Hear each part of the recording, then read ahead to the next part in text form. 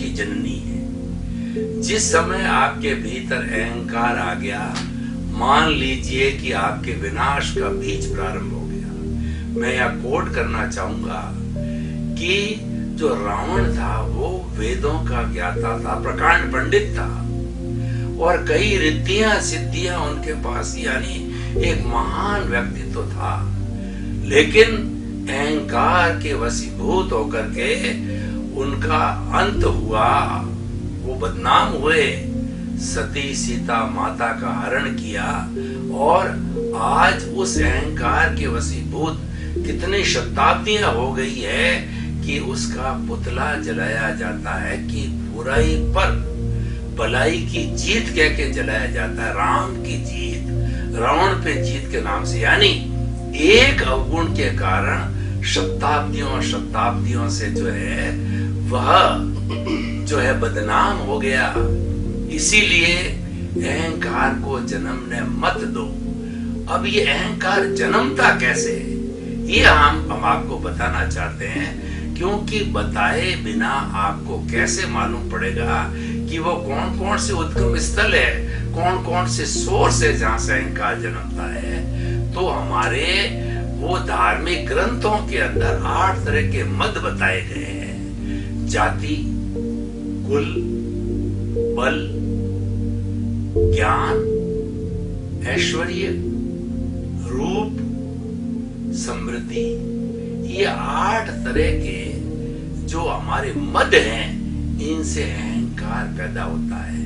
वो लोग धन्य हैं, वो लोग महान होते हैं कि ये उनके पास होने के बावजूद भी वो अहंकारी नहीं होते हैं। जैसे आप लीजिए कि जाति, मैं बड़े कुल में जन्मा हूं, मैं मंत्री के यहाँ जन्मा हूं। पुराना समय देखे तो मैं राजा का बेटा हूं, ब्राह्मण का बेटा हूं, बनिया का बेटा हूं। इस तरीके से अलग अलग जो जातियों के जो है व्यक्ति मद करके वो अहंकार करने लग जाता है। और अहंकार में क्या होता है कि व्यक्ति दूसरे अपने साथी लोग होते हैं, समकक्ष लोग होते हैं, कुछ गिनता नहीं है, वह सुपीरियरिटी कॉम्प्लेक्स के अंदर चला जाता है।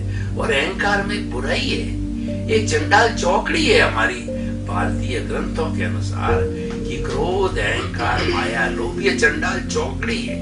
इनके बीच के अंदर एक पक्का पैक्ट है, एग्रीमेंट है कि अगर एक चला गया तो पीछे 3 बैकडोर एंट्री से बिना किसी परमिशन लिए, बिना कोई जानकारी के ऑटोमेटिकली आएंगे। मैं आपको उदाहरण देता हूँ कि मान लीजिए किसी व्यक्ति के पास में बहुत धन बढ़ गया, तो धन बढ़ने से क्या होगा, उस व्यक्ति की अगर कोई अवहेलना करेगा, कोई बात काटना चाहिएगा, उसको क्रोध आ जाएगा। तो देखिए अहंकार के साथ क्रोध आया। अच्छा, और उसके बाद जो है अहंकारी व्यक्ति अपने आप को इतना बड़ा समझता है कि किसी को कुछ बोल देता है, किसी को कुछ बोल देता है। हस्बैंड वाइफ को अलग अलग बात बोल करके, माया करके, और उनको लड़ा दिया।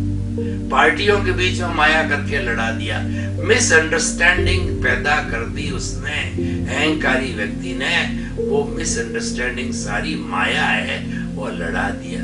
और देखिए कि जो अहंकारी व्यक्ति होता है और किसी चीज का अहंकार करता है, धन का या जो भी चीज उसके पास होती है, पद का, प्रतिष्ठा का, तो क्या होता है कि उसका लोभ बढ़ जाता है। जहां लाहा तहां लोभा, जहां लाभ होता है वहां लोभ ऑटोमेटिकली बढ़ जाता है।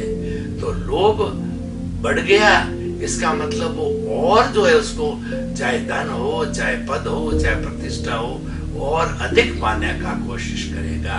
ये सारी चीजें एक दूसरे से जुड़ी हुई होती है। अहंकार ना करना, अगर आपके पास कुछ भी है, अहंकार ना करना बहुत बड़ा गुण है, लेकिन फिर भी अगर आता है तो उसको शमन करना चाहिए, दबाए रखना चाहिए। तो हम बात कर रहे थे 8 मद की, तो मद के अंदर कुल का, जाति का और बल का। मैं इतना बलशाली हूँ, मेरे बराबर कोई बल वाला नहीं है। मैं इतना ज्ञानी पुरुष हूँ कि मेरे बराबर कोई ज्ञानी नहीं, मेरे इतना रूप है कि जो है मेरे सामने जो स्वर्ग की अप्सरा भी नहीं टिकती है। मेरा ऐश्वर्य समृद्धि देखो कि कितनी बड़ी समृद्धि है, मेरे समान किसी के पास में इतनी समृद्धि, इतनी पद प्रतिष्ठा धन दौलत नहीं है। इस प्रकार ये उद्गम स्थल है अहंकार के, वहां से अहंकार जन्म लेता है।